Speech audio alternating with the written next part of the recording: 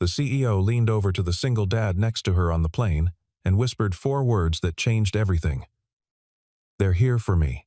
15 seconds later, guns were drawn, passengers screamed, and the quiet father of one did something that left everyone speechless. He wasn't just a dad taking his daughter on vacation. He was someone the government thought died 7 years ago. Someone they called Shadow Wolf. Olivia Sterling had built her reputation on control. At 34, she was the youngest CEO in Sterling Group's century-long history. A woman who commanded boardrooms with the precision of a surgeon and the ruthlessness of a general. Her blonde hair fell in calculated waves past her shoulders, and her cream-colored dress with its modest V-neck spoke of understated power. She had attended countless international conferences, negotiated billion-dollar deals, and never once let fear show in her crystalline blue eyes. Until today, this flight from Paris to New York was supposed to be routine. Another merger, another victory, another step in her relentless climb. She had chosen business class deliberately, avoiding the ostentation of first class while maintaining the distance from economy that her position demanded. The champagne was French. The seat was Italian leather. And everything was exactly as it should be, except for the persistent feeling that had followed her since boarding. The sense that invisible eyes tracked her every movement. Beside her sat Michael Harris, and if Olivia represented polished corporate perfection, Michael was its antithesis. 36 years old, with the kind of weathered handsomeness that suggested stories better left untold, he wore a simple olive jacket over a gray t-shirt. His hands were calloused, his jaw shadowed with stubble, and his eyes held a weariness that went deeper than physical exhaustion. To anyone watching, he was just another tired father traveling with his child, perhaps divorced, perhaps widowed, certainly unremarkable. But Michael Harris had learned long ago that being unremarkable was the greatest disguise of all. His broad shoulders carried more than the weight of single parenthood.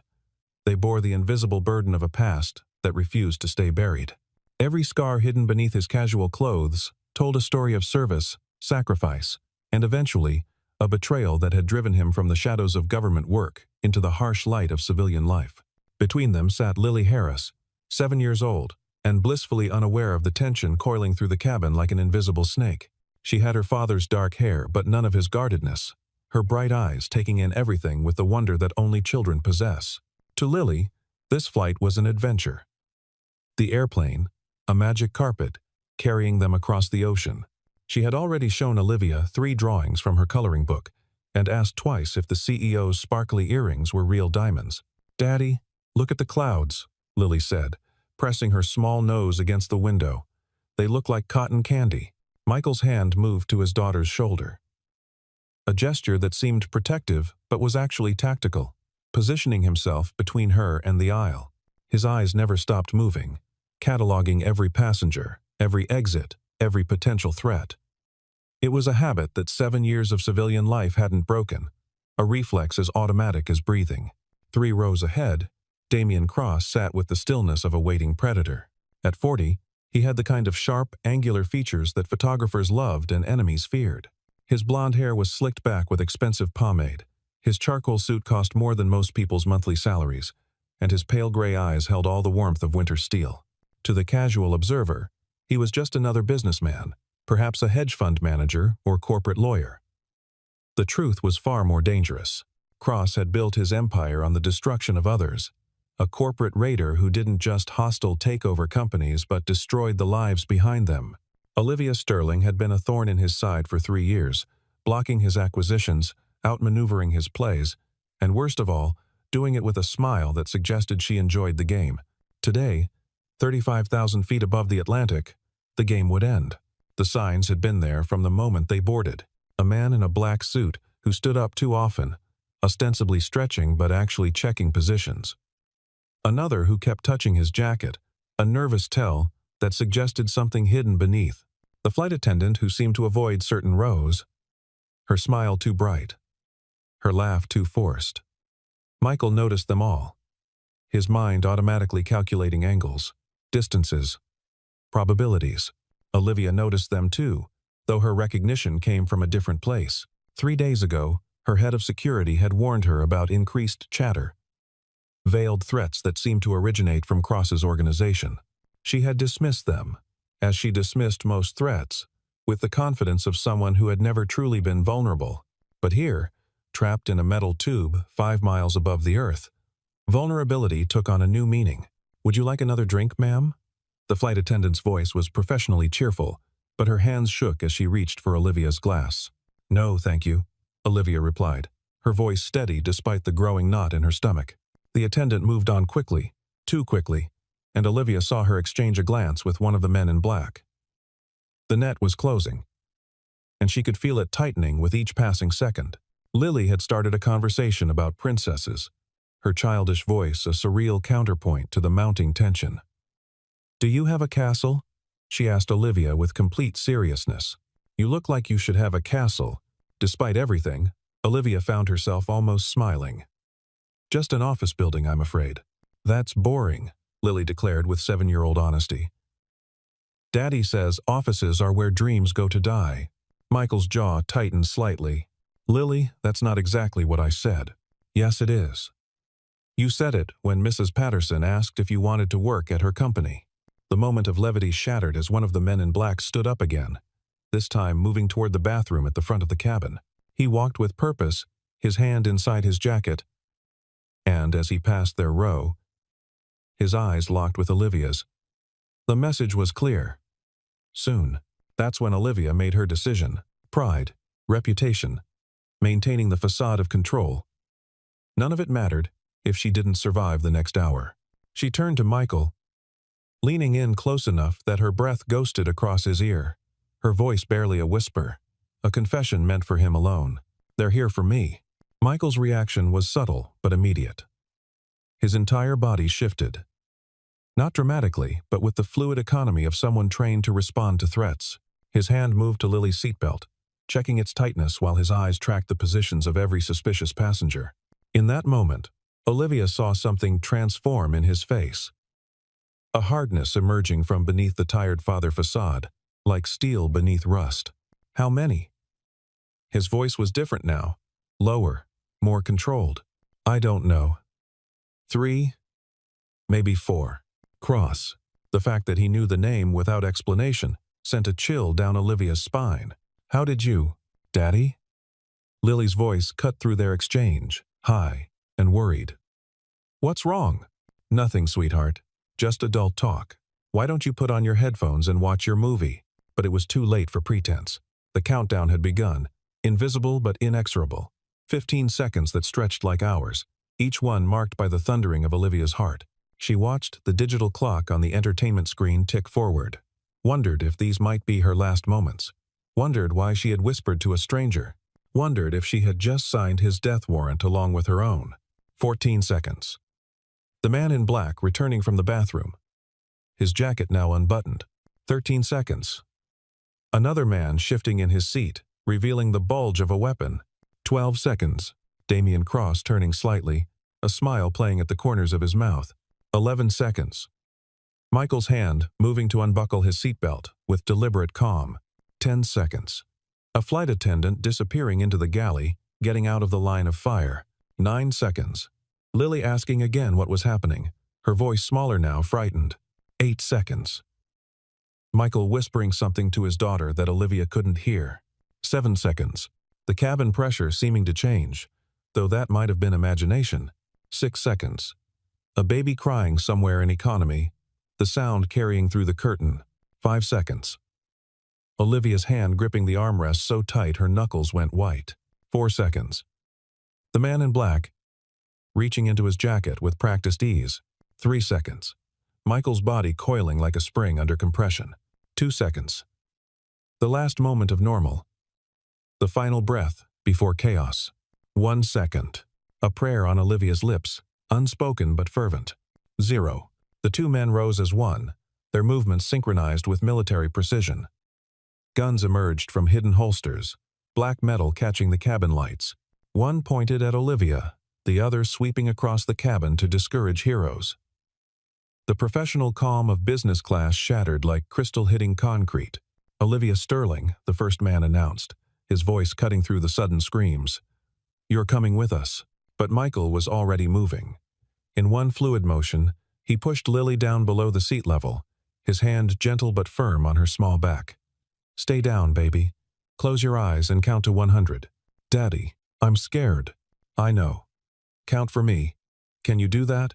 The gunman nearest to them started to react to Michael's movement, but he was already too late. Michael Harris had shed his disguise like a snake shedding skin, and what emerged was something Olivia had never seen outside of movies. He moved with lethal grace, his body flowing from seated to standing to striking in one continuous motion. His hand shot out, catching the gunman's wrist and redirecting the weapon's barrel upward. The gun discharged, the sound explosive in the confined space, and a hole appeared in the overhead compartment.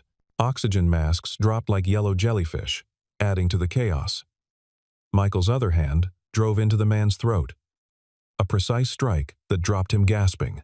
The second gunman swung his weapon toward Michael, but the aisle was narrow, the angle awkward. Michael used the first man's body as a shield, driving forward with controlled violence. He stripped the gun from nerveless fingers, reversed it, and had it trained on the second attacker before most passengers had even processed what was happening. "Drop it," Michael commanded, and his voice carried the authority of someone who had given such orders before and seen them obeyed. Now, but the second gunman was a professional too. He grabbed the nearest passenger, a middle-aged woman in pearls, and pulled her against him as a human shield. "Back off, or she dies." Olivia watched in stunned disbelief as Michael didn't hesitate. His shot was precise, surgical, catching the gunman in the shoulder of his gun arm. The weapon clattered to the floor, and the hostage scrambled away. Sobbing, Michael kicked the gun under the seats and advanced, every movement controlled and purposeful. "Who else?" He directed the question at the wounded gunman without taking his eyes off the rest of the cabin. "How many more?" The man spat blood but said nothing. Michael's expression didn't change, but something in his eyes made the gunman reconsider his silence. "4 total," he gasped. "Plus Cross." "Daddy?" Lily's voice was muffled, her face still pressed against the seat. "I'm at 37. Should I keep counting?" "Keep going, sweetheart. You're doing great." The dichotomy was surreal, Olivia thought. This man who had just neutralized 2 armed attackers with brutal efficiency, now speaking to his daughter with infinite gentleness. She had seen many faces of power in her career, but this was something different, something that transcended boardroom dominance or political maneuvering. "Mr. Harris," she began.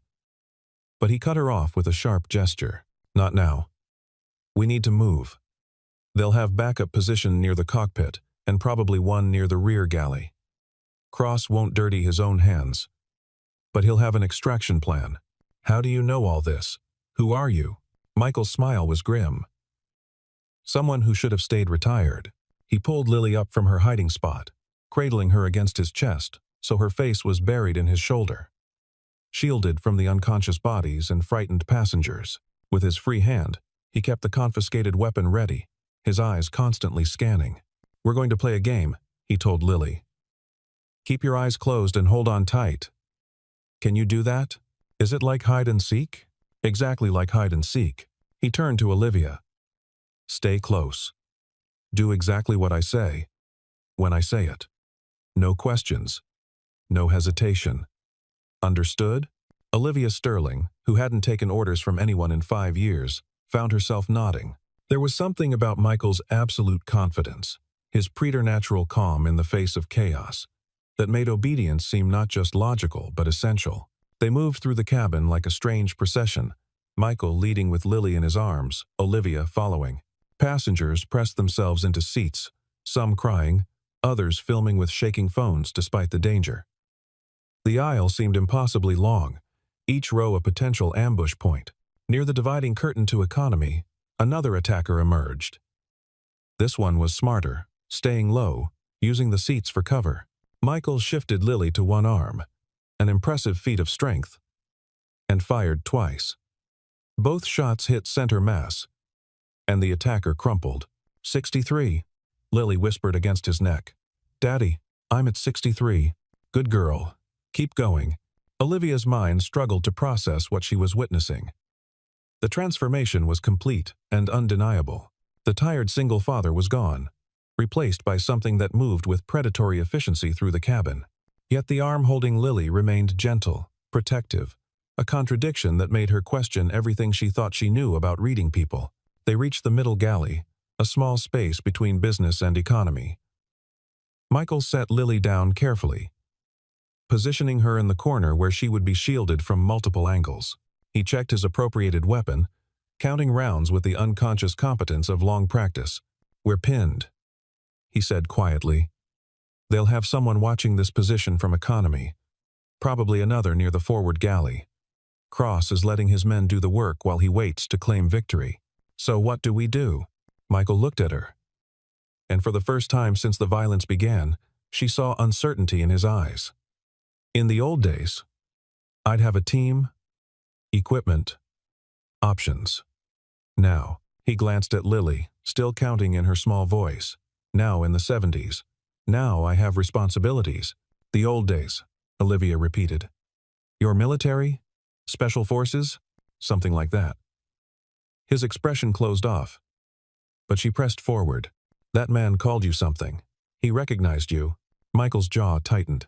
"A ghost. That's all I am. Someone who should have stayed dead."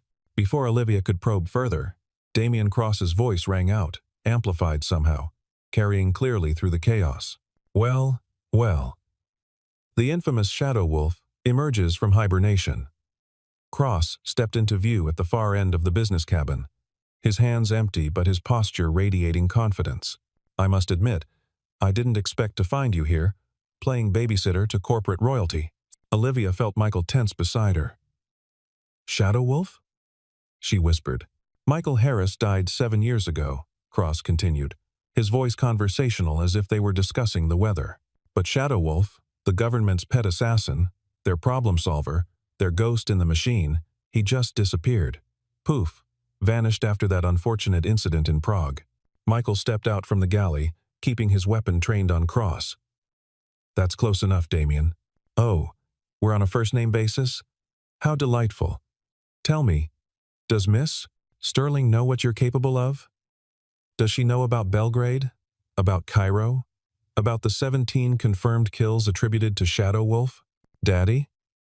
Lily had stopped counting, her voice confused and frightened. "Who's that man? Why is he saying those things?" The pain that flashed across Michael's face was raw, visceral. Olivia saw it then. The weight he carried. The reason for his transformation from warrior to single father. Whatever had happened in Prague, it had broken something in him, driven him to seek redemption in the simplest, purest role he could find. "Your daddy is a hero," Olivia said suddenly, surprising herself with the conviction in her voice. She stepped out beside Michael, her chin raised despite her fear. "Whatever he was before, he's a hero now." Cross laughed, the sound sharp and mocking. "A hero? Is that what we're calling it? Ask him about the families, Miss Sterling. Ask him about the collateral damage. Ask him why the government burned him. Why even they couldn't stomach what he'd become. Enough." Michael's voice was deadly quiet. "You want Olivia. This has nothing to do with my daughter." "Ah, but it does. You see, when I learned she would be on this flight, I saw an opportunity. Eliminate a business rival. Make it look like terrorism. Profit from the chaos. But finding you here? That's a bonus worth millions. There are people who would pay handsomely to know that Shadow Wolf lives, that he has a weakness." The threat to Lily was implicit but clear. Michael's hand tightened on the gun, and for a moment, Olivia thought he might shoot Cross right there. But Damian hadn't survived in his brutal world by being careless. He raised one hand, revealing a small device. "Dead man's switch," he said pleasantly. "My heart stops. This plane experiences sudden decompression. We all die. But I'm willing to make that trade. Are you?" The cabin fell silent except for the hum of engines and the soft crying of frightened passengers. It was a standoff, one that couldn't last but seemed to stretch into eternity. Olivia's mind raced, trying to find angles, solutions, but every path led to disaster. Then Lily did something unexpected. She stepped out from behind her father. her small face set with determination that was heartbreaking in someone so young. "You're a bad man," she said to Cross, her voice clear and strong. "My daddy helps people. He fixed Mrs. Chen's roof when she couldn't pay, and he taught Tommy's dad how to walk again after his accident. You're just mean and scared." "Lily, get back," Michael said urgently, but she stood her ground. "No, Daddy. He's lying about you. I know you're good because you read me stories and make pancakes with smiley faces and never forget to check for monsters under my bed." The purity of her defense, the absolute faith of a child in her father, seemed to momentarily stun everyone. Even Cross appeared taken aback, his carefully maintained smirk faltering. In that moment of distraction, Michael moved. He didn't go for Cross. Instead, he spun, firing precisely at something Olivia hadn't even noticed. A fourth gunman who had been creeping up from economy. The man fell, his weapon clattering away. The motion continued, Michael scooping up Lily and diving back into the galley as Cross's remaining men opened fire. Bullets sparked off metal surfaces, shattered glass panels, turned the elegant cabin into a war zone. Olivia found herself pulled down, Michael's body shielding both her and Lily, as death whistled overhead. "The switch," she gasped. "He'll kill everyone." "No," Michael said with grim certainty. "He's bluffing. Cross is many things, but he's not suicidal. The switch is probably real, but it won't do what he claims. Maybe release some gas, cause confusion, but not decompression." "How can you be sure?" "Because I know him. Studied him. He was a potential target once, before I walked away. Damian Cross values his life above everything else." The gunfire stopped, replaced by Cross's voice, now angry rather than amused. "You always were too clever, Wolf. But you're trapped. My men control both ends of the plane. You can't protect both of them forever." Michael checked his ammunition again. 3 rounds left, not nearly enough. He looked at Lily, then at Olivia, and she saw him make a decision that clearly tore at him. "I'm going out there," he said quietly. "When I do, you take Lily and run for the cockpit. Bang on the door. Tell them code 7700. They'll lock it down. Protect you. Until we land." "That's suicide," Olivia protested. "You can't." "I can, and I will." He touched his daughter's face gently. "Lily, you're going to go with Miss Sterling now. She'll keep you safe." "No." Lily clung to him. "Daddy." "No. You promised you'd never leave me." "I'm not leaving, baby. I'm just going to go talk to the bad man. Remember what I taught you about being brave?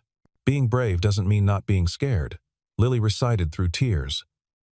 "It means doing the right thing, even when you are scared. That's my girl." He kissed her forehead, then looked at Olivia. "Please." Olivia nodded, though everything in her rebelled against the plan.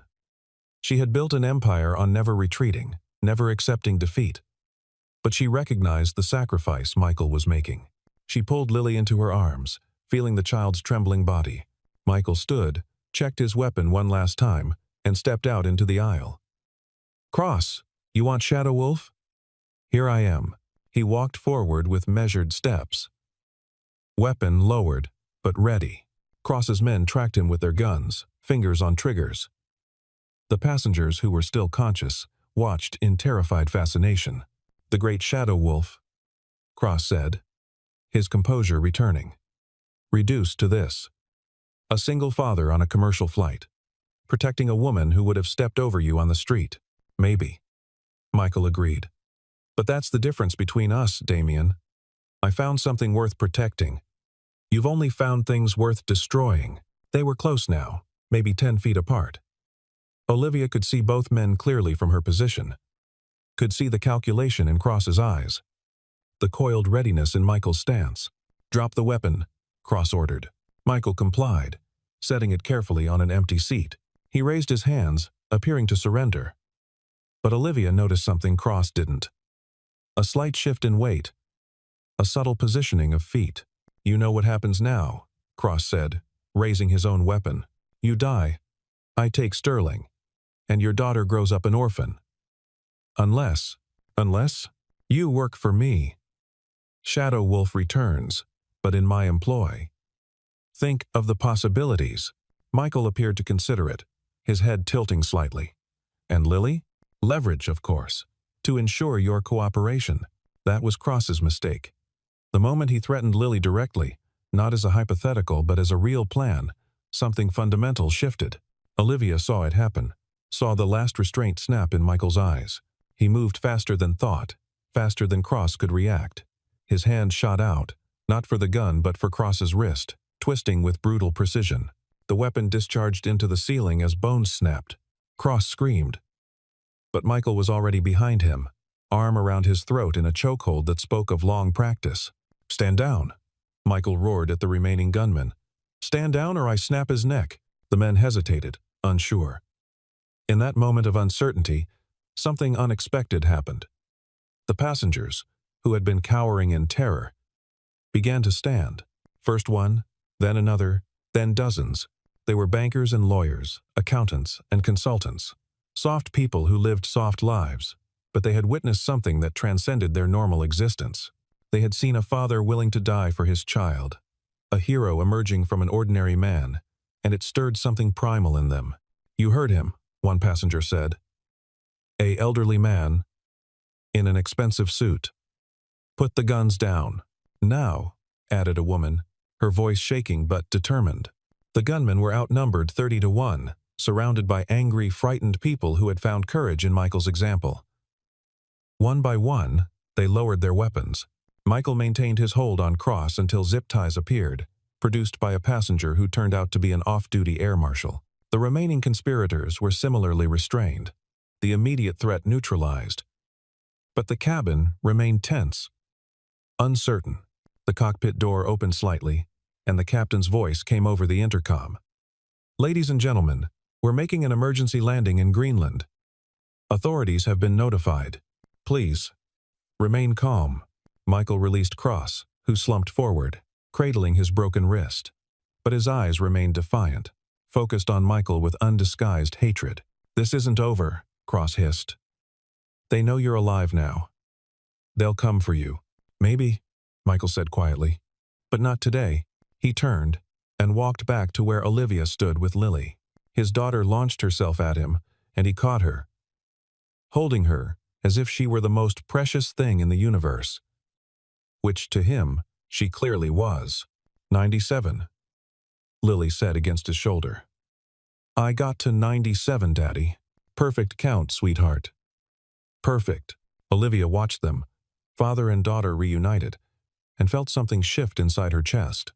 She had seen hostile takeovers, corporate warfare, backstabbing and betrayal, but she had never seen anything as pure as the love between these two. "Shadow Wolf," she said quietly, testing the name. Michael looked at her over Lily's head. "That was another life.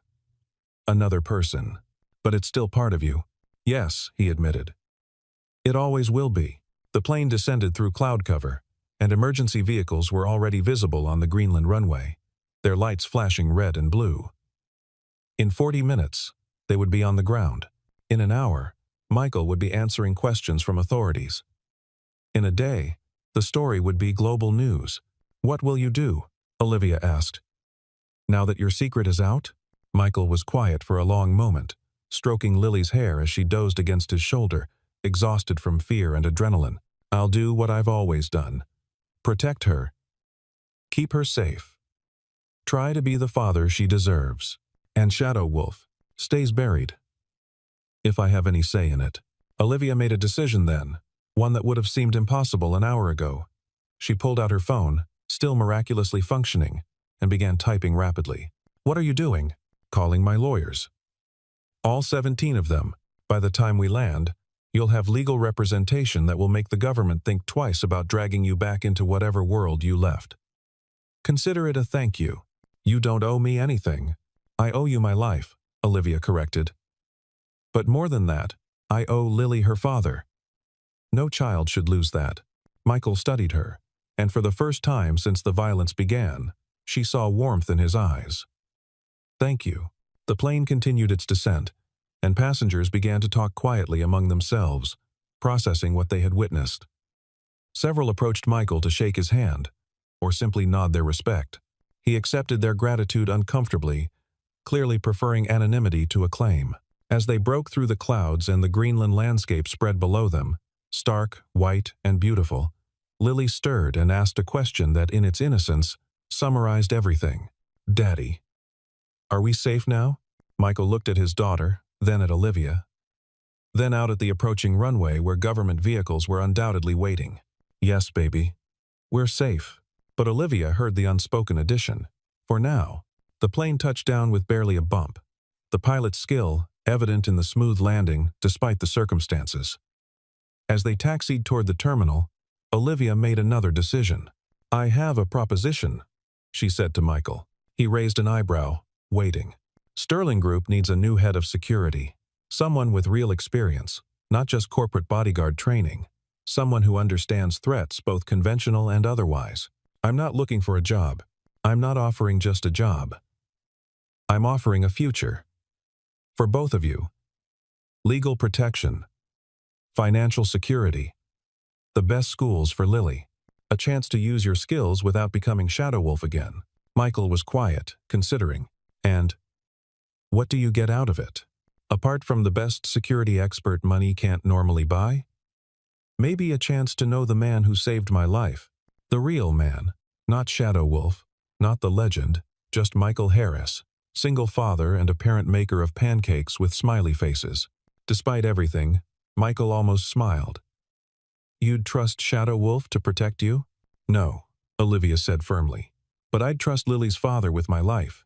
The plane came to a stop, and immediately they could hear vehicles surrounding it. Doors slamming. Authoritative voices shouting commands. The real world was reasserting itself, bringing questions, investigations, and consequences. "Think about it," Olivia said as tactical teams prepared to board. "The offer stands." Michael nodded, adjusting Lily in his arms as she woke fully, blinking at the commotion outside the windows. "Daddy, are those police?" "Yes, sweetheart. They're here to help. Are you in trouble?" Michael looked at Olivia, who was already on her phone with her legal team, her CEO persona snapping back into place as she prepared to protect them both with corporate might instead of violence. "No, baby. I think everything's going to be okay." The door opened, and cold Greenland air flooded the cabin. As tactical officers boarded, as Cross and his men were led away in restraints, as passengers gave their statements and medical teams checked for injuries, Michael Harris stood with his daughter in his arms and a powerful woman at his side. Shadow Wolf might have been exposed, but Michael Harris had found something more valuable than anonymity. He had found allies, possibility, and perhaps even a future where he didn't have to choose between being a warrior and being a father. The last thing Olivia heard before the authorities separated them for questioning was Lily's voice, bright and clear despite everything they had endured. "Daddy, can Miss Sterling come to our house for pancakes? I want to show her how you make the smiley faces." And in that moment, amid the chaos of emergency response and the weight of what had transpired, both adults laughed. It was the sound of survival, of unexpected connection, of a story that was ending and beginning all at once. Later, much later, when the investigations were complete and the headlines had faded, when Damian Cross was facing life in prison and the other conspirators had been rounded up, 3 people would sit at a small kitchen table. A little girl would giggle at pancakes with chocolate chip smiles. A former CEO would wear jeans for the first time in years. And a man who had been many things would finally just be himself. But that's a story for another day. For now, as emergency crews swarmed the plane and the world watched the dramatic footage of a thwarted hijacking, 3 lives had intersected at 35,000 feet and would never be the same. Michael Harris, the Shadow Wolf, had saved them all. But perhaps, in saving them, he had finally saved himself. The Greenland snow continued to fall, covering the plane in a blanket of white, as if nature itself was offering a clean slate, a new beginning, a chance to write a different ending to a story that had started with a whisper and ended with a promise of pancakes and possibility.